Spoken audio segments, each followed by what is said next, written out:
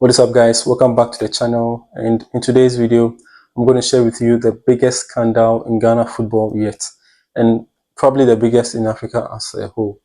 I've been watching football for more than half of my life now, and never have I ever seen anything or heard anything like what I'm about to share with you.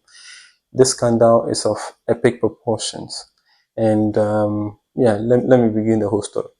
But before I do that, I need to bring you up to speed and provide some kind of context. Most of you do not follow Ghana Football League, and it's understandable. Now, this scandal involves two teams, Rio Tamale United, or RTU, and Dreams FC. Rio Tamale United has been relegated, and so the outcome of this match doesn't matter. Whether they win or draw or lose, they are still relegated anyway. On the other hand, Dreams FC desperately needs a win to escape relegation. They don't just need a win, they need a win with a goal margin of at least 7 goals to be able to safely escape relegation this season. And so, on one hand, you have RTU, who's relegated, whose fate has been sealed. And on the other hand, you have Dreams FC, who have their fate in their hands.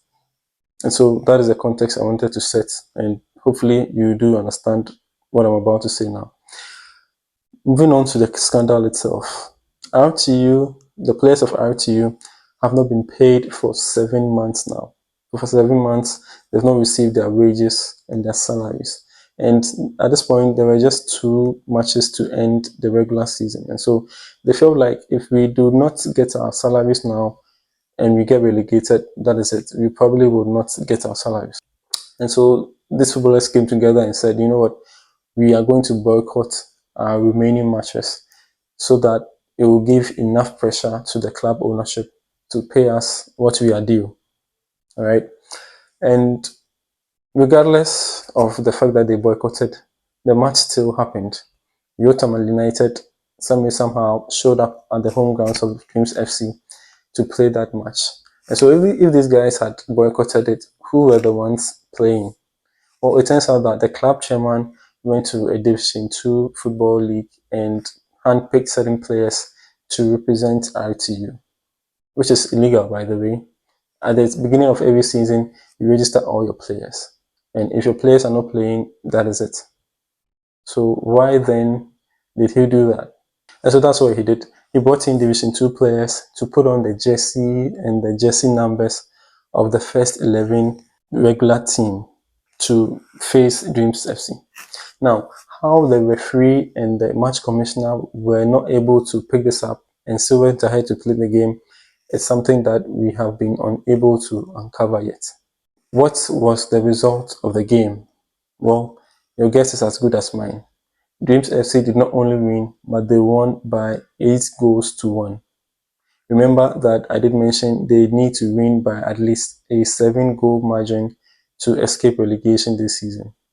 And so having a scoreline of 8-1 means they got exactly what they needed. Now, have you ever seen something like this before, guys? Tell me, since you started watching football, have you ever seen a fairy tale like this before? If the players fail to show up, and if the match commissioners also fail to identify these guys, how did we get to know about the story? Well, the only goal that came supposedly from RTU was from a striker who was at home. And apparently he was also listening to the commentary and he heard his name. That, I have scored a goal? No, that can't be true. So he picks up a phone and calls a local radio station to tell them that, look, I am not the one that did score the goal. And so journalists picked up that issue, and here we are today. Definitely there's been some conspiracy and some connivance in here. There is no way that in 2024 you could field an entire 11 players on the field without someone noticing and drawing a red flag. Certain people were deliberately made to keep quiet. Well, as at now, no arrest has been made yet, and only a statement has been issued by, guess who?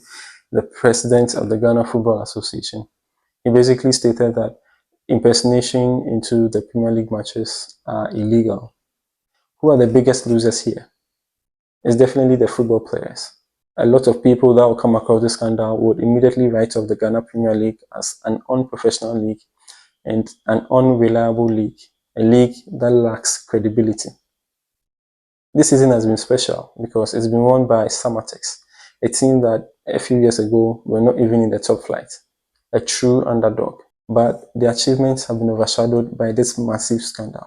Now, assuming at the match venue there was a scout from Europe or any other part of the world who was in there to scout any of the players in there, immediately he hears that the players of one team has been impersonated, immediately I'm pretty sure he will cancel out the entire league. And so footballers who would have been lucky enough to have been scouted and ply their trade elsewhere would forever lose that opportunity. How low can you go, Ghana football? It also has rippling effects on the league as a whole. If I am a director of a company and the league approaches me to sponsor it, one of the first things I'll do is to Google the league and see what I can find. And if you should Google Ghana Football League right now, you're going to see lots and lots and lots of scandals. That is the state of affairs of Ghana football right now, guys. And it's appalling. It's shameful.